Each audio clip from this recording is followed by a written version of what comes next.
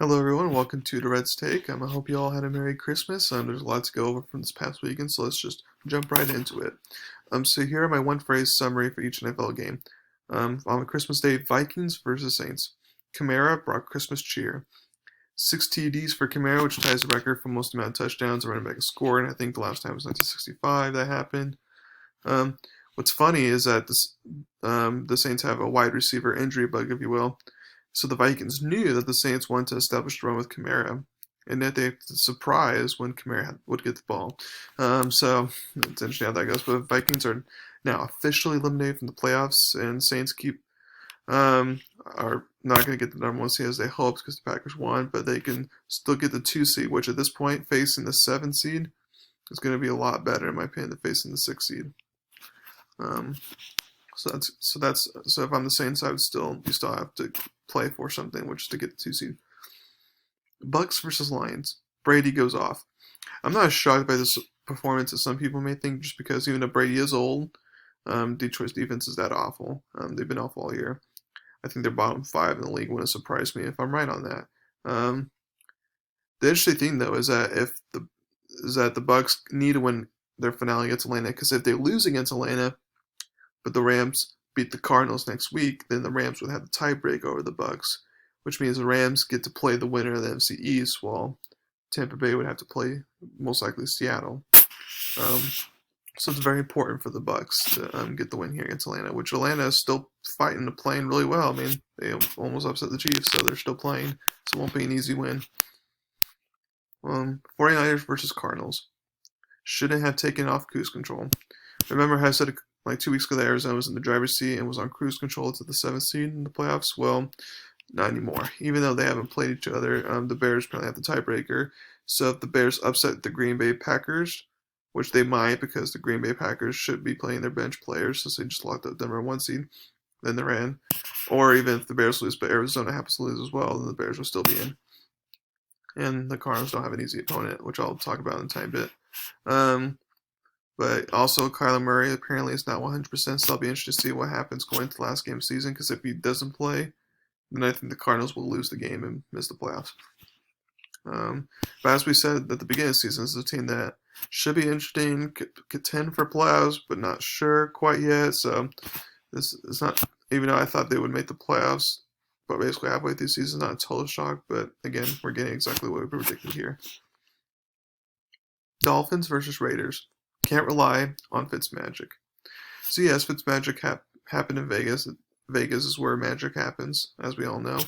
Um, and I'm happy for Ryan Fitzpatrick that he delivered the win. But you can't bench Tua 2 times already this season, and then say, "Oh, yeah, but he's our starter going forward." You have to let him. You have to keep him in the fire. You have to let Tua face that adversity, and then if Tua costs you some games, you miss the playoffs because of it, then you can say in the offseason, okay, do we want to go one more year with Tua just to give him a full year out of the system and a full offseason out of the system, or do we need to draft another quarterback? That's the whole reason why you put into it to begin with, because Ryan Fitzpatrick was playing well. So in my opinion, either showed your trust in him, or draft a new quarterback, because you won't have a solid backup quarterback forever. But that's something that they need to think about. And by the way, another December loss for Las Vegas. Gruden should be on the hot seat next season, in my opinion. Falcons versus Chiefs. Even Mr. Reliable joked. So the one thing, I guess, two things are relevant. One, Atlanta just chokes this year, but the other thing is that their field goal kicker is really good. He's a Pro Bowl kicker for the first time. He's only missed 1 field goal all season, but to tie the game this past game against the Chiefs, he misses. Classic Atlanta loss. The Chiefs have clinched the 1 seed, so if I were them, I'd rest up your starters and play bench players in your last game. Browns versus Jets. Turns out having no wide receiver is like having no quarterback. So mostly all the wide receivers were out for the Browns due to protocols. So Austin Hooper was basically the only passing option besides the running backs, I guess. But so there's a lot of running the ball, and the Jets, as they showed last week against the Rams, stopping the run is not necessarily their issue on defense, pass threat. So now the Browns, they are not going to win division because Pittsburgh's locked up. So now Browns have are going now from most likely in the playoffs to now. If they do get in, it's going to be like a 7 seed. Like they're going to barely be in. So and now the Browns have to face Pittsburgh. So good luck to that. Colts versus Steelers. Momentum builder. After losing 3 straight, it looked like it would be a 4th loss, but they came back from a 17-point deficit and won. Hopefully this can carry over for them in the playoffs.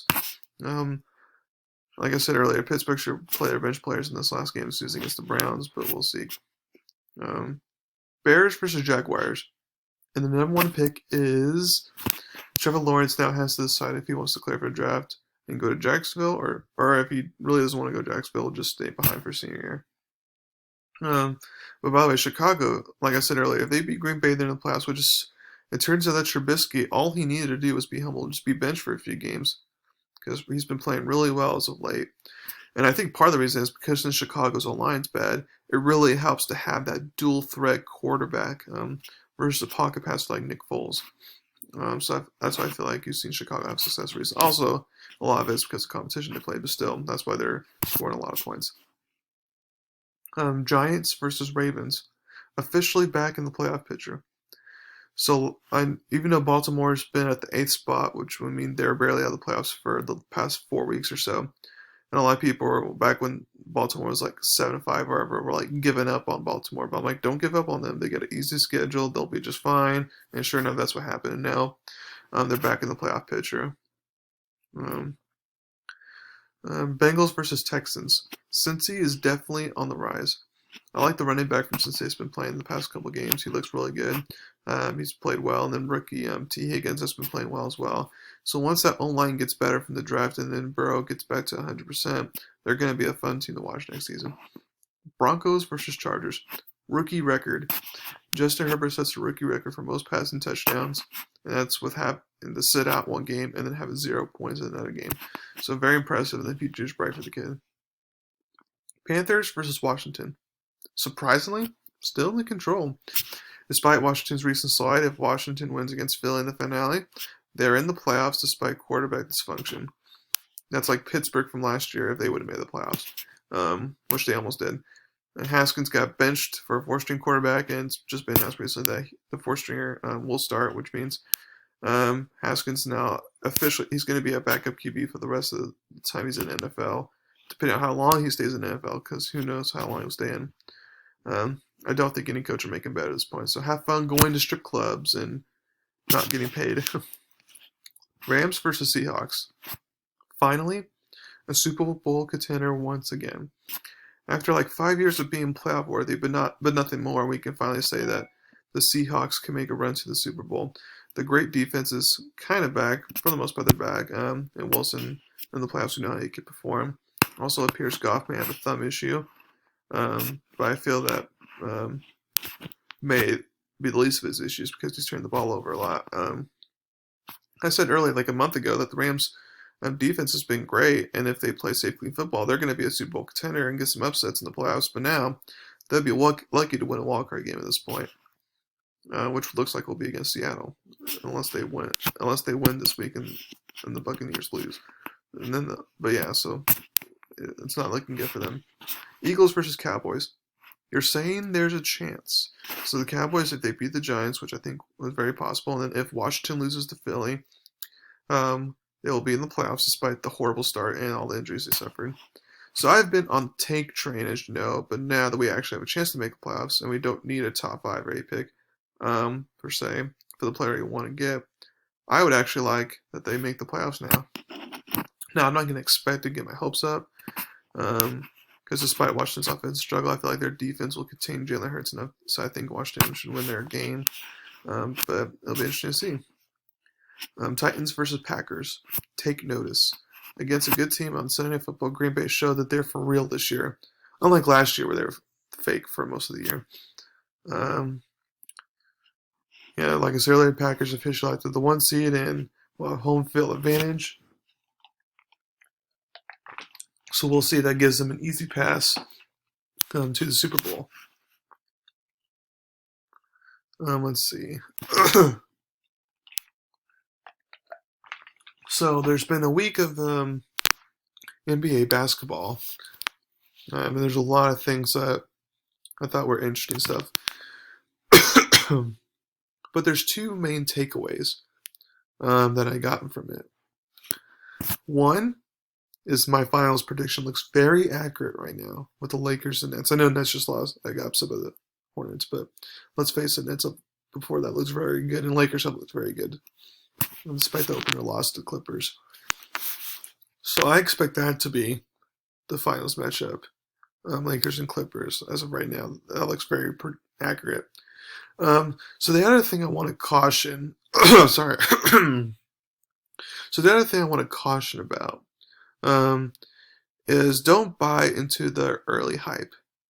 Now, what I mean by that is that last year we saw Minnesota start off like 7-0 or 7-1, where we thought, oh, Minnesota's gonna make the play, and they got the number 1 pick in the draft.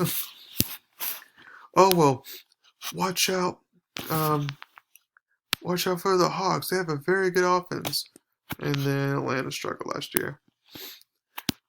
Watch out for New Orleans. They're gonna probably get the A spot. They're looking good. Sucked in the bubble. So we gotta be weary of that. 'Cause right now the Cavs are 3-0, looking good. Atlanta's 3-0, looking good. The Knicks just beat the Bucks by 20 points. A lot of interesting stuff happening here. But in the end, by February, March time, the good teams will start to rise. So once we hit to the January, February mark, then that's where we can make the more accurate assumption of what's going on. So again, good for Cleveland going 3-0, good for Atlanta being 3-0, like, good for them and all that, but just don't buy into the early hype. We gotta wait it out, because basketball is a long season, unlike football. So that's it for today. Thank you very much for listening to my podcast today. Please subscribe to my channel and tell everyone about me. Thank you very much. You all have a wonderful day.